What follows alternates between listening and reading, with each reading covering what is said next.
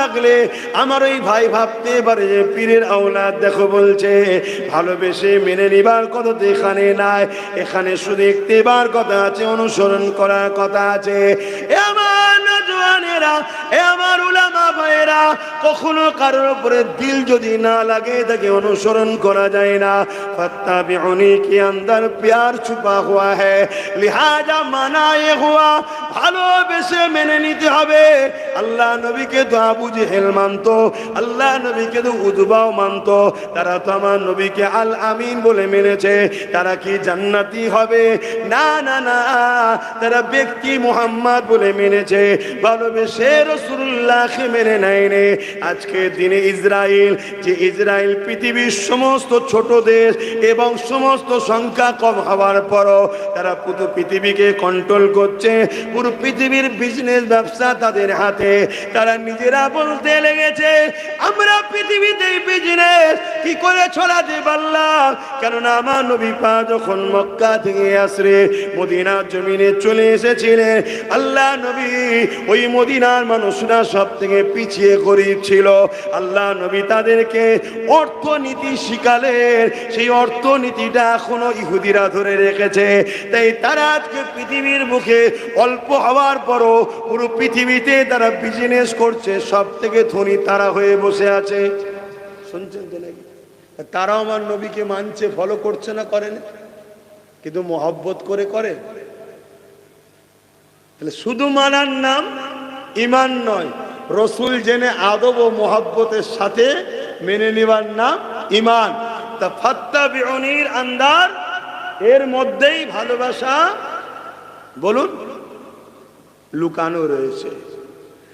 আল্লাহ বা বললেন ইউহিব্বুকুমুল্লাহ, যারা আমার হাবিবকে ইত্তেবা করে অনুসরণ করে মেনে নেবে, ইউহিব্বুকুমুল্লাহ, আমি আল্লাহ তাদের ভালোবাসবো। তাহলে কি বললো? আমি আল্লাহকে যারা ভালোবাসে, এটা যদি সত্যবাদী হয়, এদের কাজ হবে প্রথমে রসুলকে ইত্তেবা করে ভালোবেসে মেনে নেয়, তাহলে আমি আল্লাহ তাদেরকে ভালোবাসবো। ব্যাপারটা হচ্ছে হাদিস পাকের মধ্যে আছে, ভালোবাসা শুরুটা আল্লাহর পক্ষ থেকে হয়।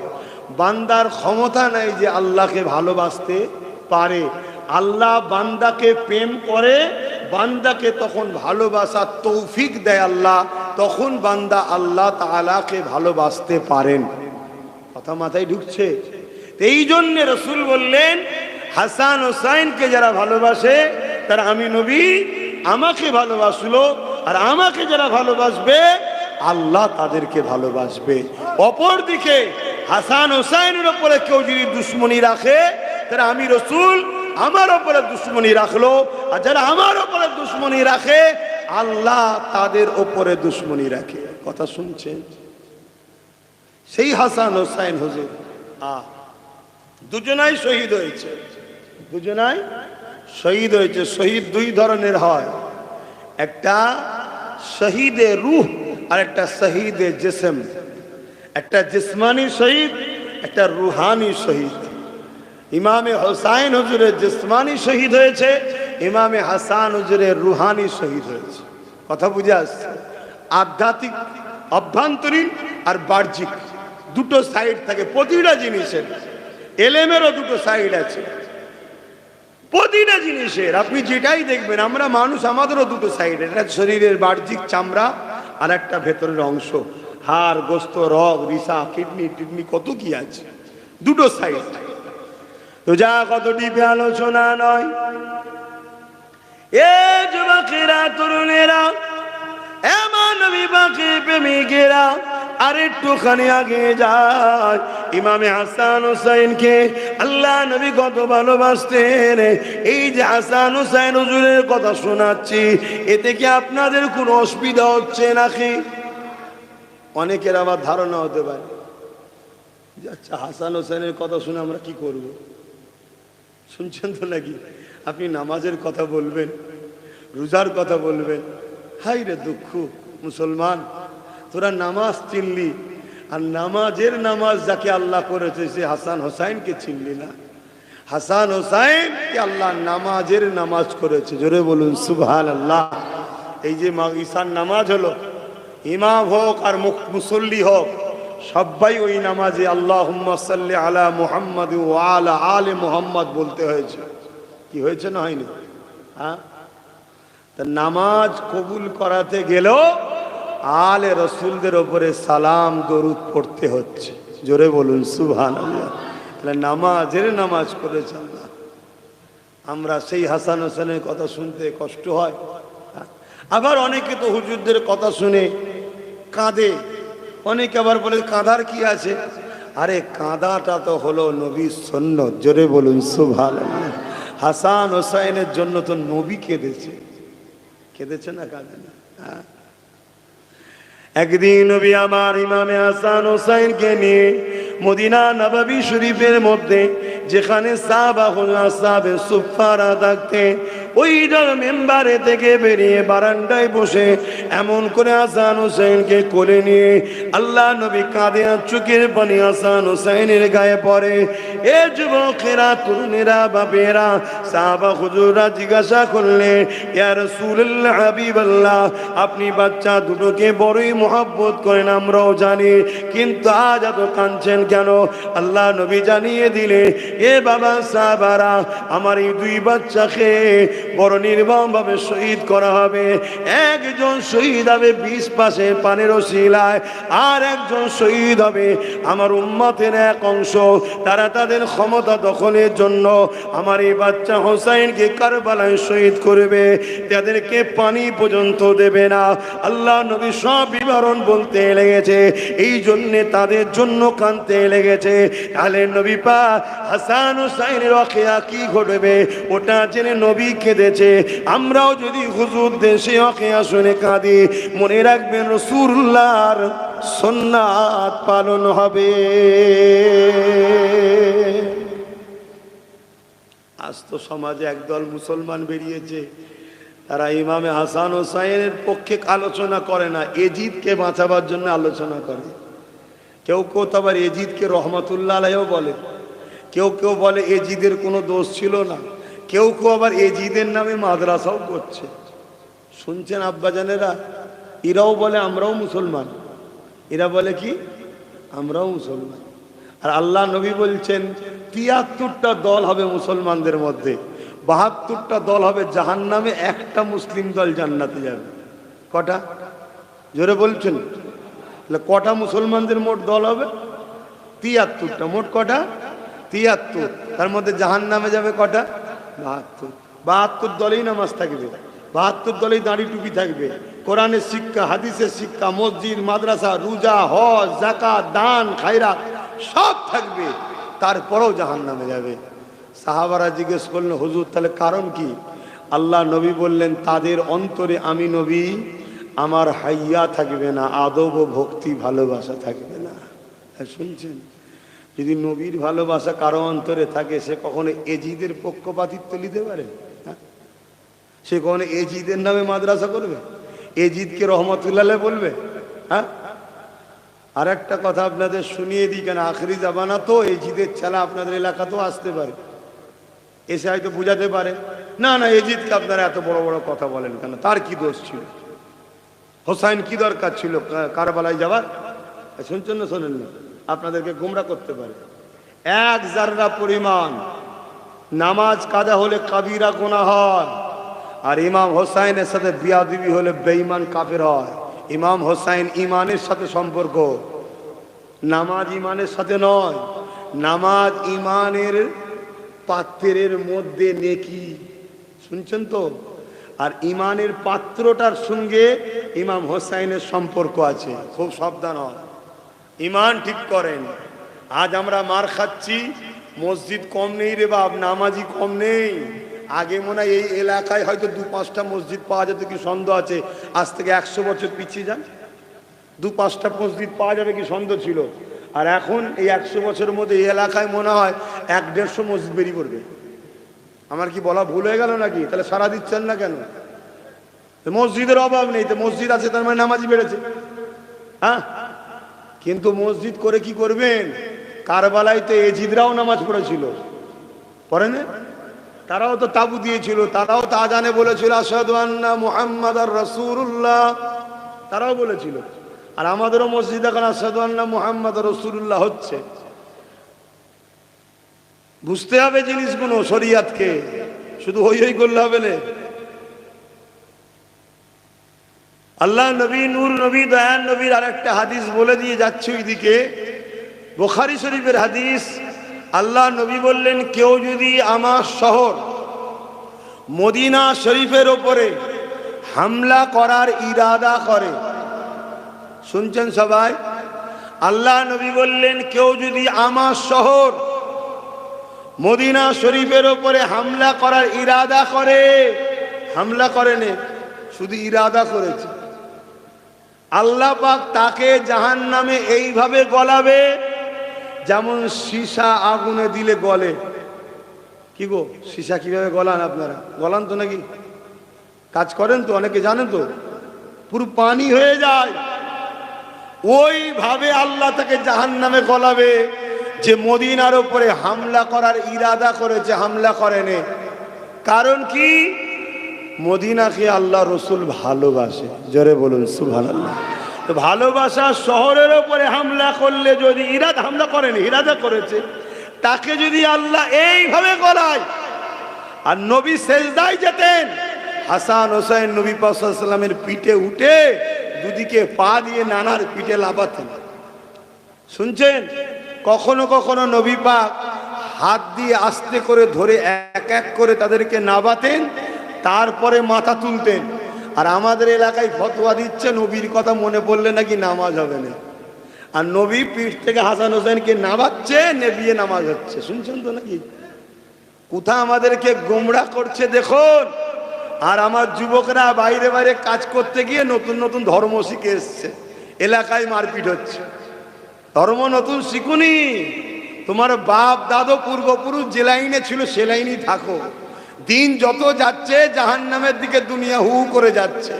আর ভালো হবার লাইন এখন খারাপের লাইনই বেশি, পুরাতনটাই ভালো, নতুনটার ভালো নয়।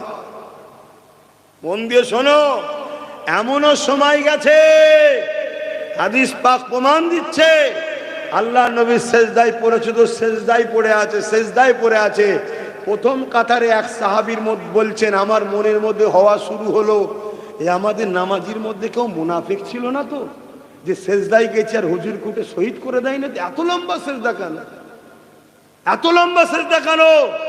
আবার মনে হচ্ছে নবী পাকের কাছে কোনো ওহী এসে গেল নাকি লম্বা সেজদার জন্য?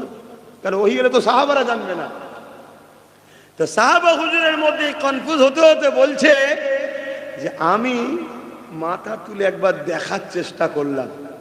আর এক রায়াতে আছে, নতুন গ্রাম্য এক সাহাবী এসছে, যিনি কখনো এই সিন দেখেনি যে নবী সেজদায় যেতেন আর হাসান হোসেন পিঠে বসে থাকতেন, কখনো দেখেনি।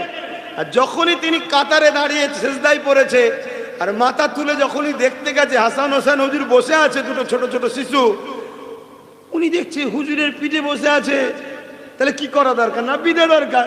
তা হাত দিয়ে বাড়াতে গেছে, আল্লাহ নবী নামাজ অবস্থাতেই বগলের তলা দিয়ে হাত দিয়ে তাকে ইশারা করছে, আমাদের শাহজাদাকে নাবাও না। জোরে বলুন সুবহানাল্লাহ, আরো জোরে বলুন সুবহানাল্লাহ। ইনারা হলো আমাদের জান্নাতি সর্দার। আমরা খুশি না বেজার? আমরা এজিদের সঙ্গে জাহান্নামে যাব না, আমাদের সর্দার হোসাইন, আমরা হোসাইন হোসাইন করব, ঠিক তো নাকি? যারা এজিদের সঙ্গে জাহান্নামে যেতে চায় তারা এজিদের প্রশংসা করবে, গুণ গাইবে। এজিদ তো আর শহীদ করেনি, এজিদ তো কতল করেনি, নানা রকম কথা বলবে, শুধু ঘুরিয়ে ফিরিয়ে বাঁচাতে চাইবে। কিন্তু মনে রাখবেন, পুরো পৃথিবীর সবাই একদিকে হয়ে গেল, এজিদকে জাহান্নামের কুকুর হওয়া থেকে বাঁচাতে কেউ পারবে না। কথা শুনছেন তো নাকি? যে চেষ্টা করবে সে বেটাও আমার ভয় হয় ওর সাথে না জাহান্নামে ঢোকে। কেন মান কি বলে আল্লাহ রসুল বললেন,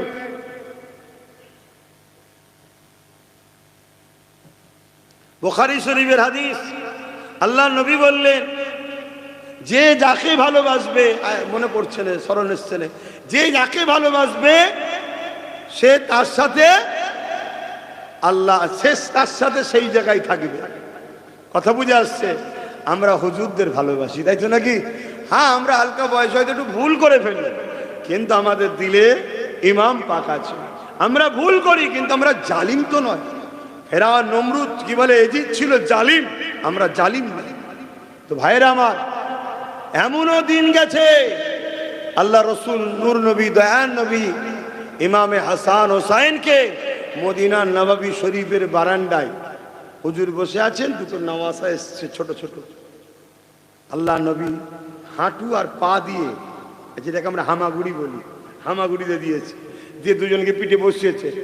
হুজুরের চুল মুবারক, বাবরি চুল ছিল নবীর, চুল মুবারককে ধরেছে। আল্লাহ নবী হাঁটাহাঁটি করছে, মানে হামাগুড়িতে যাচ্ছে, বুঝতে পারছি তো নাকি, যাচ্ছে। আর হাসান হোসেন পিঠে বসে আছে। শোনো, আল্লাহ নবী তাদের দিকে মুখ ঘুরিয়ে ঘুরিয়ে বলছে, নানা গো, উটটা তোমার কেমন হয়েছে? জোরে বলুন সুবহানাল্লাহ। এটা আমরা বললে কিন্তু ইমান চলে যাবে, খুব সাবধান। ওটা হুজুর বলছে যে তোমাদের উটটা কেমন হয়েছে। চিন্তা করুন কতটা ভালোবাসে। পানি জোরে এসে গেছে, আর কি করা যায়। একটু চেপে চেপে আসেন, দেখেন না, সবই আল্লাহ পাকের হুকুম। তো না দাঁড়িয়ে গেলে হবে না, চলো গিয়ে মসজিদের ভেতরে নামাজিরা ঢুকে যান না, যাদের উজু আছে মসজিদের ভেতরে ঢুকে যান। ওহ দরুদ শরীফ আল্লাহুম্মা। এই ছেলেটা আমাদের ছেলে, মাই গলা আজকে পুরো ফালতু সেট করেছে, আমার গলা পুরো শুকিয়ে দিচ্ছে। আমাদেরই ছেলে, থাক আর কথা। সরে সরে আসেন, সরে সরে আসেন ভাই, কথাগুলো শোনেন, শোনেন শোনেন শোনেন ভাই। শোনেন, শুনছেন তো নাকি? আমার দাদু যান ছোট হুজুর পীর কেবলা রহমাতুল্লাহ আলাইহির সঙ্গে একদিন খাতুনে জান্নাত ফাতেমাতা জাহরা রাদিয়াল্লাহু তাআলা আনহা সালামুল্লাহ আলাইহা, হুজুর সম্মানের দিক দিয়ে আমাদের আম্মা জানের থেকেও সম্মান, শুনছেন তো, খবে দিদার হয়েছে। হয়ে বলছে, জুলফিকার তুমি আমাদেরকে বড় ভালোবাসো, তাই তোমার বেটি ও তোমার সন্তানদের নাম আমাদের খানদানের নামে নাম রাখো। জোরে বলুন সুবহানাল্লাহ।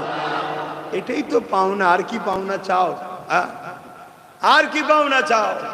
৭২ দল নামাজ পড়েও জাহান্নামে যাবে, রোজা রেখেও জাহান্নামে যাবে, হজ করে করে করে করে অর্থ শেষ করেও জাহান্নামে যাবে, শুধু আহলে রসুল আর হুজুরের হাইয়া আদব মহব্বত না থাকার জন্য। মহব্বত করো, মহব্বতের পাশাপাশি নামাজ পড়ো, রোজা রাখো, হজ করো, যাকাত দাও, দান খায়রাত করো, জান্নাতে উঁচু মাকাম আল্লাহ দেবে। জোরে বলুন সুবহানাল্লাহ। এই জান্নাত কি সব এক কোয়ালিটির নাকি? ওখানে A category, B category, C category, D category, সব ক্যাটাগরি আছে। কে বলেছে? হ্যাঁ, আল্লাহ নবীর এক সাহাবী কাঁদছেন, হুজুর যদিও আমি জান্নাতে যাই আপনার গোলাম হিসাবে, কিন্তু আপনি যে মাকামের লোক, আপনি যে মাকাম আপনার, আপনি তো নবীদের নবী, তাহলে আমি কে সেখানে আপনাকে কি দেখতে পাবো? আমার তো মাকাম আলাদা হবে।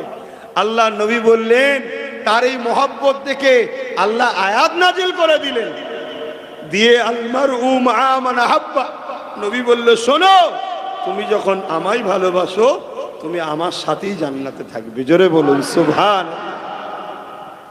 নবী এটাও বলেছেন, মান আহাব্বা সুন্নতি ফাকাদ আহাব্বানি।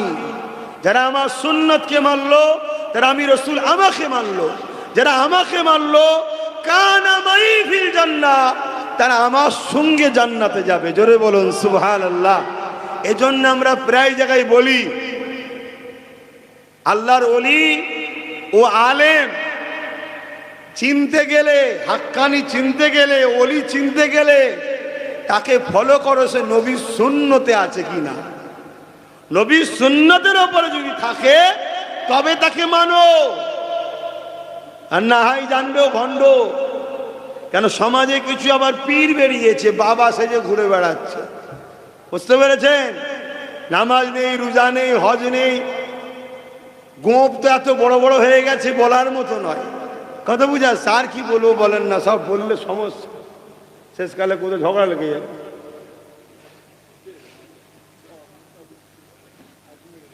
আগুন লেগে যাবে।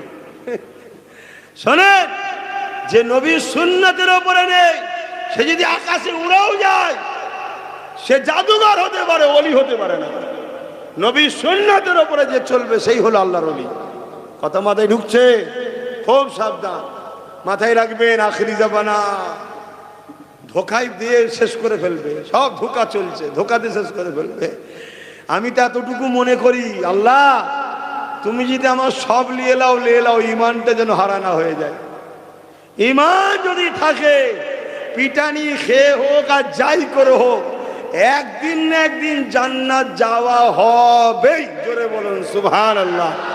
আর ইমান যদি না থাকে, বাপ সব বেকার। আর ইমান হুজুরের প্রেম ও আদবের নাম, মাথায় থাকবে তো? তো যাক, চলে আসেন হযরতে ইমামে পাক, তিনাকে আল্লাহ রসুল কত ভালোবাসতেন।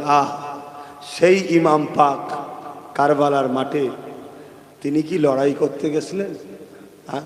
অনেকে তো বলে কেন কারবালায় যেতে গেলেন, কি হাই রে হাই।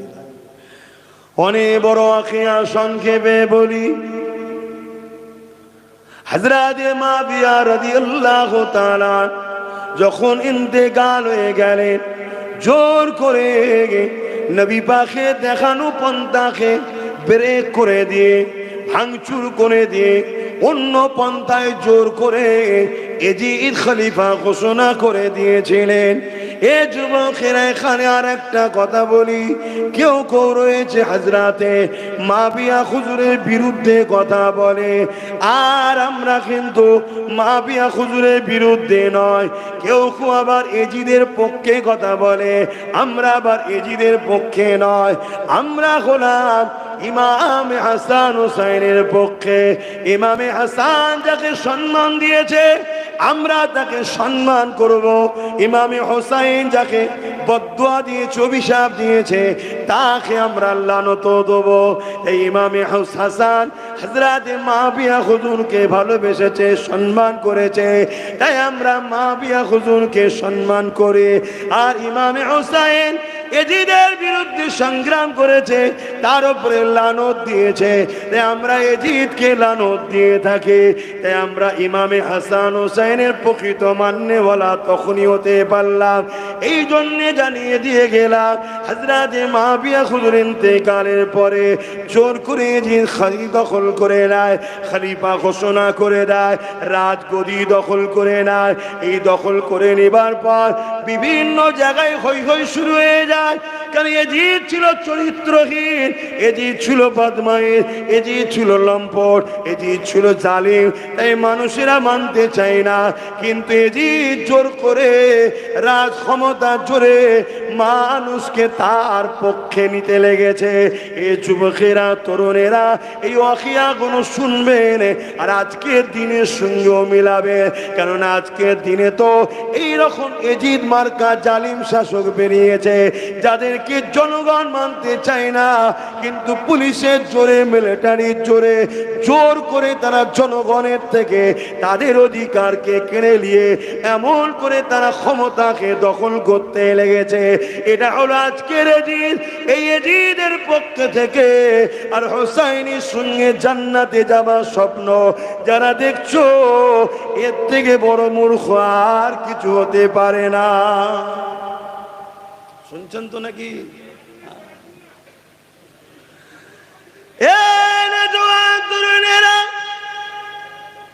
আল্লাহ নবী নওয়াজা হযরত ইমামে হোসাইন হুজুরের কাছে কয়েকজন সাহাবারা জিজ্ঞাসা করলেন, ভাই হোসাইন, এজিদ তো জোর করে খলিফা হয়ে গেছে, সে মানুষের উপরে জুলুম করে জোর করে করে বায়াত নিতে লেগেছে। এই হযরত ইমামে হোসাইন পাক, আপনার পরামর্শ কি? ইমামে হোসেন বলেছেন, কি বলেছে মন দিয়ে শোনেন, তারিখ গাওয়া দিচ্ছে। ইমামে হোসেন পাক বলেছেন, আমার কোনো খেলাফতের শখ নাই, কোনো গদির লোভ লালসা নাই, কিন্তু এজিদ যদি আমার নানা দিনের উপরে চলতো, তাহলে ওকে আমার মেনে নিতে কোনো অসুবিধে ছিল না। কি বলছেন? যদিও বদমাইশ না হয়ে জালিম চরিত্রহীন অত্যাচারী না হয়ে যদি নানা দিনের ওপরে চলতো, তাহলে ওকে আমার মেনে নিতে কোনো আপত্তি ছিল না, কেন আমার গদির লোভ লালসা নাই। কিন্তু আমি ওকে মানতে পারছি না। কেন? ওর হাতে হাত দেওয়া মানে মদকে সাপোর্ট করা, ওর হাতে হাত দেওয়া মানে নারী নাচ, অত্যাচার, জুলুম, খুন, প্রজাদের লুট, সবটাকে সাপোর্ট করা। শুনছেন তো? কাউকে সাপোর্ট করা মানে কি? তার পাপটাকে অ্যাকসেপ্ট করা। শুনছেন আমার কথা? হ্যাঁ। পৃথিবী বিখ্যাত একজন মুফতির নাম এখন শোনা যায়, তাকি উসমানী সাহেব। কথা বুঝে আসছে? তিনি তার কিতাবের মধ্যে লিখেছে, ভোট দেওয়া শাহাদাত সাক্ষী দেওয়া, অর্থাৎ ভোট যাকে দিলেন সে যদি ভালো কাজ করে সে যেমন নেকি পাবে, আপনিও নেকি পাবেন। আর ভোট যাকে দিলেন সে যদি অন্যায় কাজ করে সে যেমন জালিম পাপী হবে, আপনিও পাপী হবেন। শুনছেন তো নাকি? আখেরি যাবে না, এটা বুঝে বুঝে কাজ করো, এটা বুঝে বুঝে চলো। আমার কথায় কি খারাপ লাগছে নাকি যে হুজুর আবার ভোটের দিকে চলে গেল? কেন? ইসলামের রাজনীতি আছে না নাই? আমি আমার ভাইদেরকে বুঝাবো না যে রাজনীতির নামে জাহান্নাম কিনছেন না তো, রাজনীতির নামে বেঈমান হয়ে যাচ্ছেন না তো? কেন রাজনীতির নামে, সেকুলারের নামে আমাদের মুসলমানরা তো বেশিরভাগ সব কাফের হয়ে যাচ্ছে। শুনছেন তো নাকি? কিছু মুসলমান এমন স্লোগান দেয়, সেই স্লোগান দেওয়ার সাথে সাথে মুশরিক হয়ে যাচ্ছে। স্লোগান দেওয়ার সাথে সাথে মুশরিক কাফের হয়ে যাচ্ছে। কেন? আমার দলের স্লোগান। আরে ওই দল করিস কেন? যে দল করতে গিয়ে তোকে জাহান্নামের কুত্তা হতে হবে সে দল করিস কেন? হ্যাঁ, ফরজ নাকি করতে হবে? তোর মালিক আল্লাহর কথা তুই ভাববি, পৃথিবীর কারো কথা বলার দরকার নেই। তারপরে আবার সেকুলার দেখাতে গিয়ে আমাদের কওমের লোকেরা দিশেই নাই যে আমি কি খাচ্ছি, গু খাচ্ছি না, মুদ খাচ্ছি না, গোবর খাচ্ছি, দেখার সময় নেই। ভাষাটা কি খারাপ লাগছে নাকি? আরে গু মুদ গোবরের থেকেও খারাপ জিনিস খেয়ে ফেলছে আমার কম, খুশি নাই। কেন? একটু সেকুলার হতে হবে।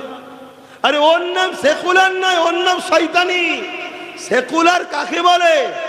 ধর্ম নিরপেক্ষ কাকে বলে?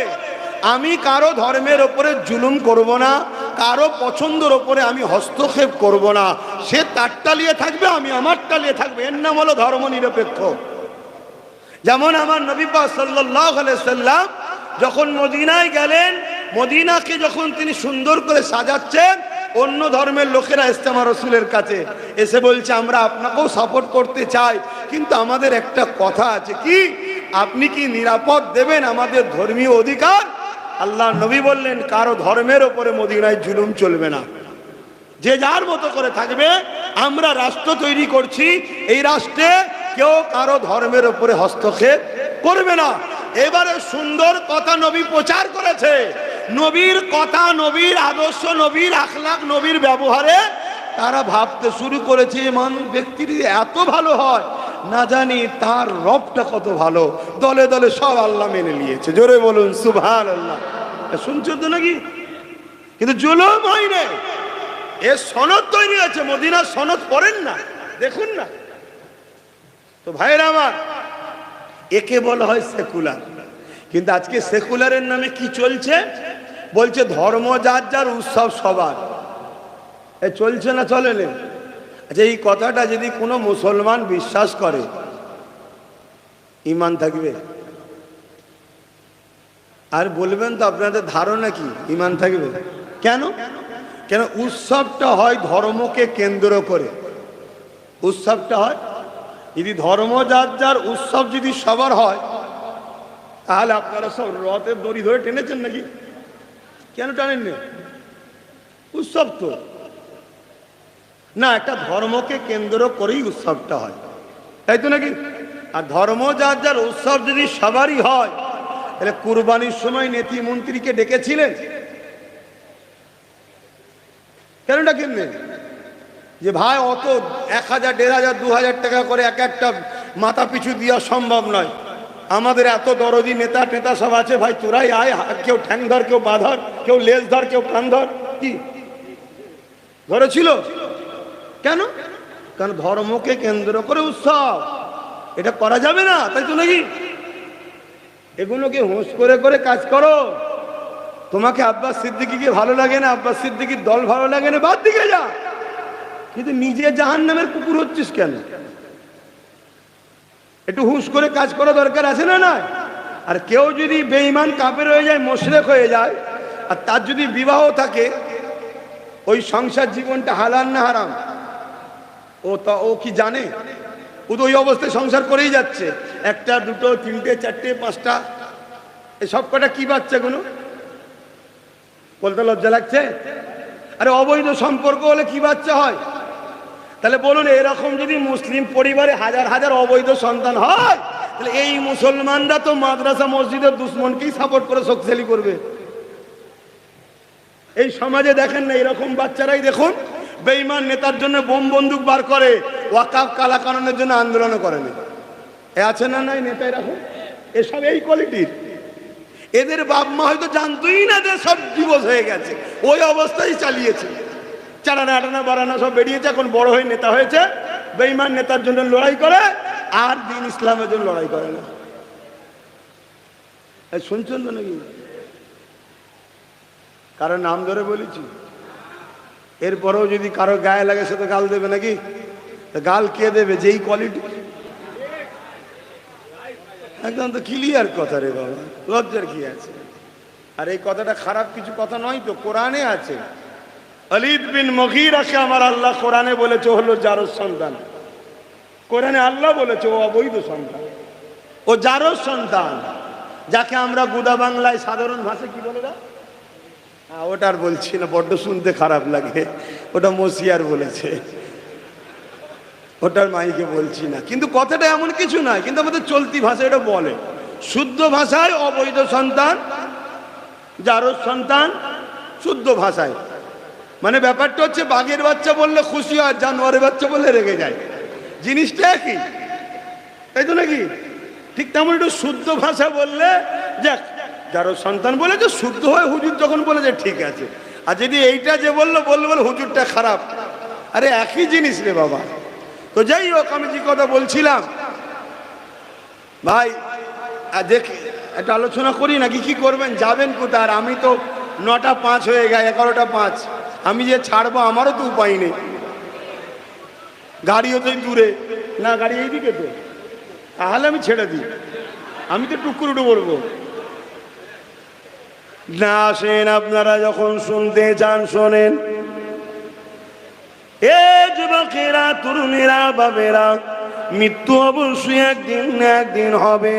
আল্লাহকে ভুলে যাননি, নবীকে ভুলে যাননি, অনেক কষ্ট করে এই দিন ইসলামটা আমাদের কাছে এসেছে।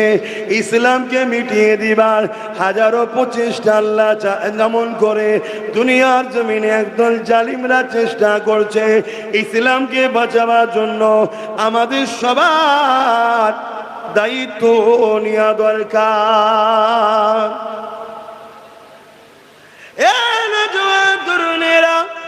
ইমামে হোসেন বাকি বললেন, আমার রাজত্ব করার কোনো শখ নেই, আমার গদি দখলের কোনো শখ নেই, কিন্তু এজিদকে মানি কি করে? এজিদ হলো সারাবি, আর আমার নানাজান সারাবকে বন্ধ করেছে। এজিদ হলো চরিত্রহীন, আমার নানাজান চরিত্রহীন কাজটা বন্ধ করে দিয়েছে। এজিদ হলো সমাজের বুকে প্রজাদেরকে জুলুম করে, আমার নানাজান জালিম রাজাদের বিরুদ্ধে লড়াই করেছে। এখানে আরেকটা কথা শুনে রেখে দেন, অন্যায়কারী, অত্যাচারকারী, জালিম শাসকদের বিরুদ্ধে লড়াই করা হলো নবীদের সুন্নাত। একটা নবী নয়, নবীদের সুন্নাত। মুসা নবী কার বিরুদ্ধে লড়েছিল? জালিম শাসক ফেরাউন। ইব্রাহিম নবী কার বিরুদ্ধে লড়েছিল? জালিম শাসক নমরুদ। কথা শুনছেন?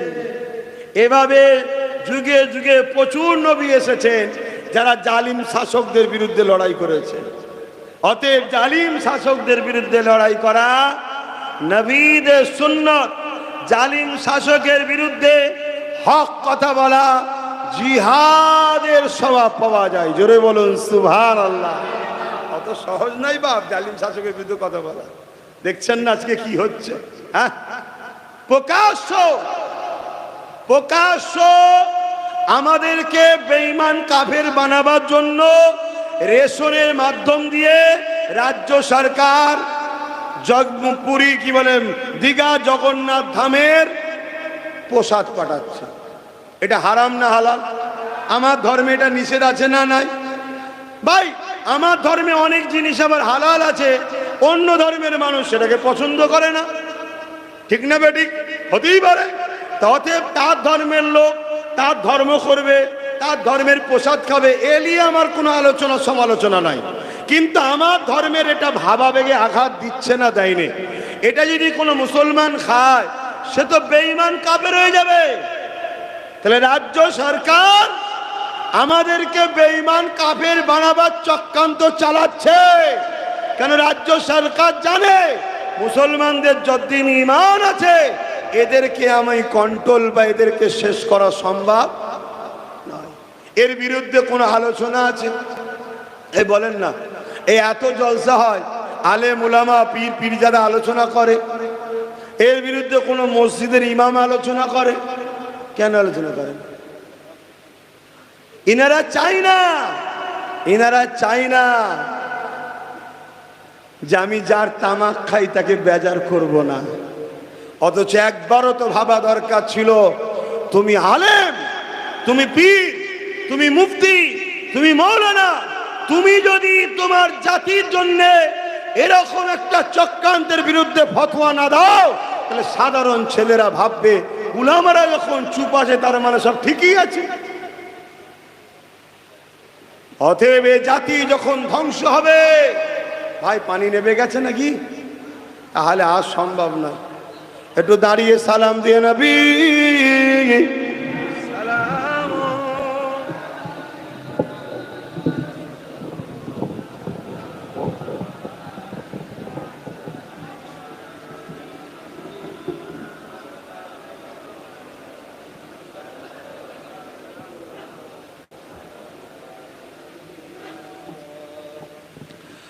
طلع البدر علينا من شنيعة الوداع وجب الشكر علينا ما دعا لله أعدائي يا نبي سلام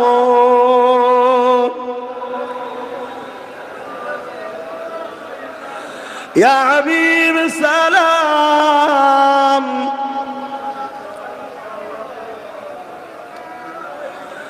يا نبي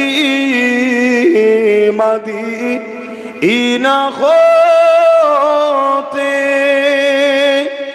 সব কিছুই পারেন দেখিতে, মোদের লাশ কবরে এ রাখি সালাম ইয়া রাসূল সালাম